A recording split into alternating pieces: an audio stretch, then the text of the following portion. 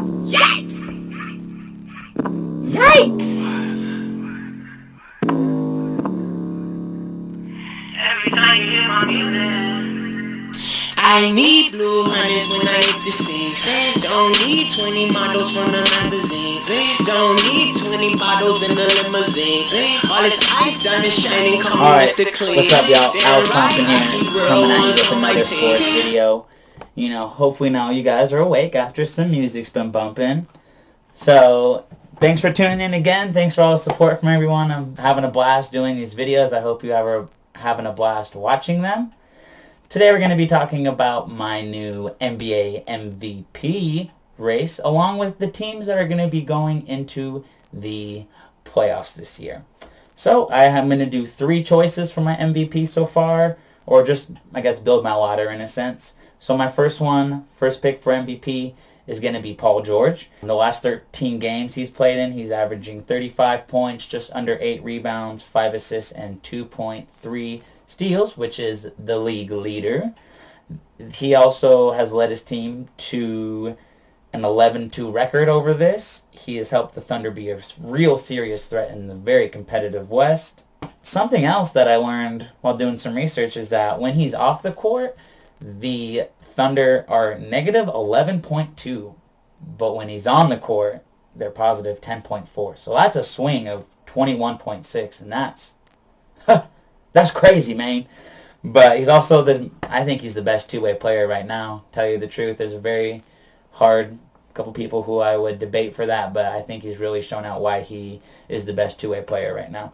Overall, though, he's averaging 29 points, 8 rebounds, 4 assists, 2.3 steals. He's great at baiting people into throwing passes and, getting blocks from behind. Moving on to my next candidate is going to be Giannis, and this is who I think is going to win it this year, is Giannis Antetokounmpo from the Milwaukee Bucks.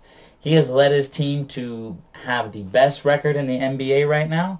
He is averaging 27 points, 13 rebounds, 6 assists, 1.5 steals, and 1.5 blocks, while shooting 58% from the field. He leads the NBA in dunks with 206. Like, this dude is a human highlight reel. He's so athletic. It's crazy how he can make posters all the time.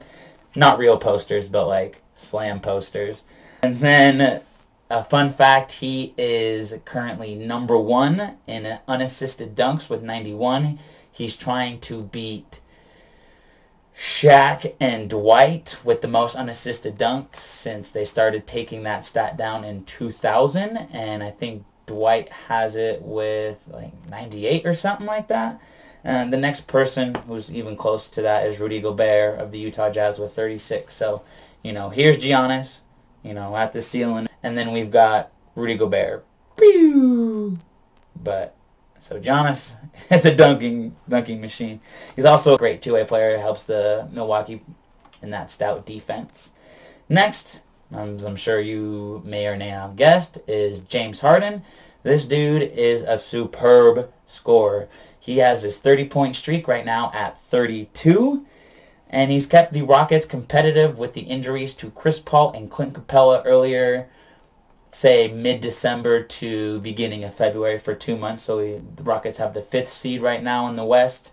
And so I think that by having him go on this streak of 32 points for 30-point games, it's like that's what he's had to do because his other playmakers and other, stars are injured. So he's taken the wheel with that, and I think he's done a pretty good job. He's averaging 36.5 points, almost 8 assists, 6.5 rebounds, and 2.2 steals. He's also the MVP last year, and he's holding his title down.